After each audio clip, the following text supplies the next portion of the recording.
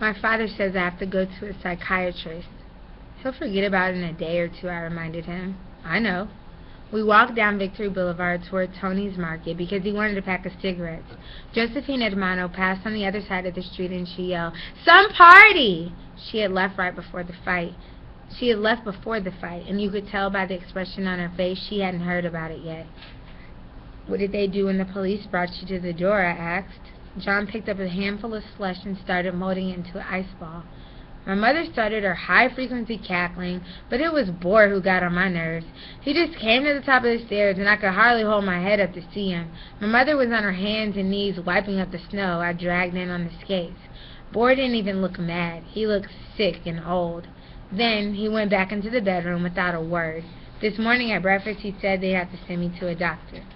He threw the ice ball at a telephone pole, but it missed and hit a parked car. "Was Mr. Pignotti all right?" he asked sheepishly. "What do you care?" I said with an edge to my voice so he'd know I blamed everything on him. Then I was sorry I'd said it.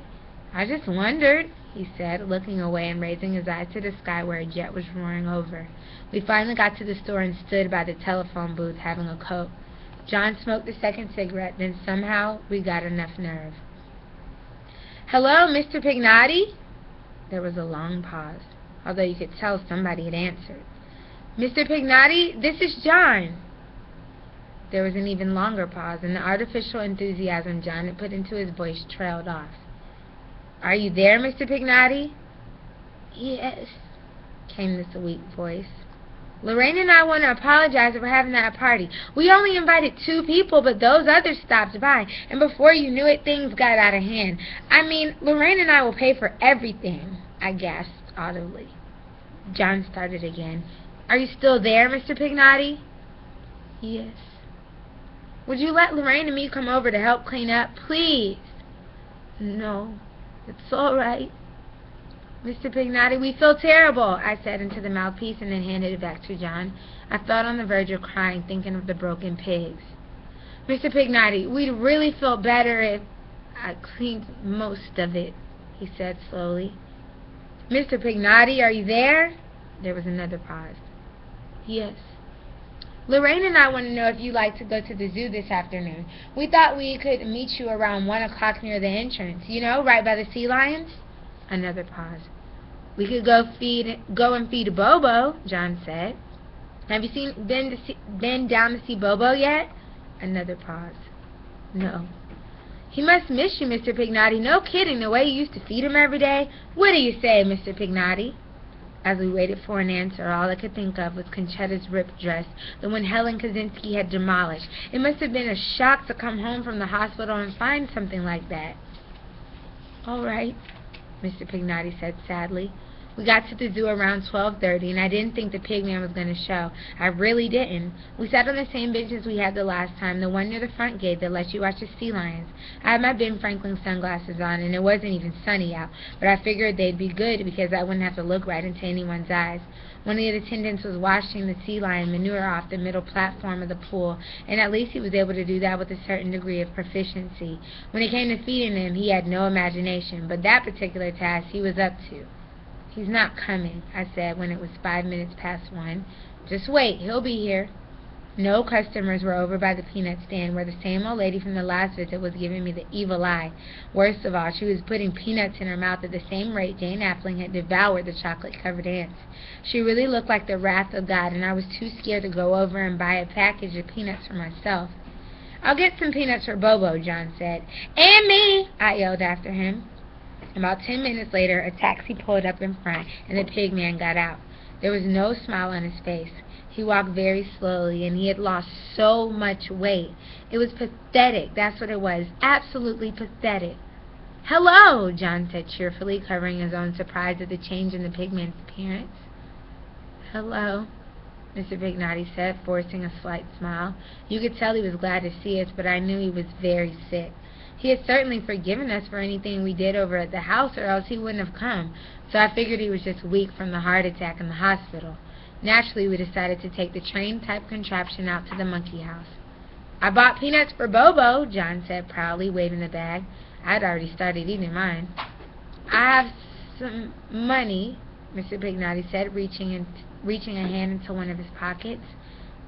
I haven't, Mr. Pignotti, John insisted, giving a dollar bill to the man in the ticket booth. We squeezed into the last car, and the same blind boy was driving again. There was quite a wind, even though it had warmed up enough to start the snow melting, and it made the frilly canopy on the car snap loudly. We didn't say anything more. Mr. Pignotti wedged right between us as we rode along the bleak pathways of the zoo. We went by the bald eagle, the white-tailed deer, the tar goats, the lions, and the striped hyena. They all seemed to be frozen, giant stuffed animals unable to move. Then came the tigers and bears, and 2 hippos who were inside for the season, and the 8-ton bull elephant, the only part of which we could see being the long trunk protruding from the doorway of his barn. Even the alligator pond had been drained. "Bobo will be glad to see you," John said finally. Nobody answered. We pulled the buzzer for the guy to stop the contraption at the primate house, and John had to help Mr. Pignotti get off. "Easy now, Mr. Pignotti." "Thank you." The pig man smiled, and you could tell he was anxious to see his baboon. "Bobo's going to be happy to see you," I said, trying for another smile. All of the outside portion of the monkey house was closed, so we went inside, and it was obvious that even in the winter, those baboons desperately need deodorant pads. Even Limburger cheese spray would have been an improvement. We started walking down the long chamber with all the cages on both sides, and the only other people there were an attendant hosing out the gorilla cage and some woman holding a 2-year-old baby. I stopped and watched the man at the gorilla cage while Mr. Pignotti and John went on to the next one, which was Bobo's. Right away I noticed something was wrong because the 2 of them started getting nervous and looking all around the place. Mr. Pignotti went up to the rail and started calling, "Bobo! Bobo!" The man cleaning the cage shut off the water and started to roll up the hose when he heard Mr. Pignotti calling. I moved up and could see the cage was completely empty, but I thought they had just moved the baboon to some other cage. I knew he wasn't on the outside part because it was too cold. "Bobo! Bobo!" "Bobo died last week," the attendant said, still rolling up the hose. "The baboon?" John asked. "Yep, can't say I felt particularly sorry about it because that baboon had the nastiest disposition around here." The attendant wiped his nose on his sleeve and continued rolling up the hose. "Did an autopsy on him, and it looked like pneumonia." Mr. Pignotti kept staring into the cage, and we stood motionless for what seemed like an eternity. "Mr. Pignotti," John said softly, "we'd better leave." "Bobo?" I could see the blood vessels on the side of Mr. Pignotti's neck pulse as he raised his right hand to his face. I was thankful I had my sunglasses on because I didn't want to see his eyes. I just didn't. Even John just stood there not knowing what to do. "Had a woolly monkey down at the end that died from pneumonia too," the attendant muttered almost to himself. As I started moving away and heading for the door, John went to Mr. Pignotti and just took his arm lightly, trying to turn him away from the empty cage. I saw the pigman open his mouth, and then his hands started to shake. He went to grab hold of the railing, but let out a tiny cry, almost like a puppy that had been stepped on by mistake. I can still remember the sound of it, and sometimes I wake up from a nightmare with it in my ears.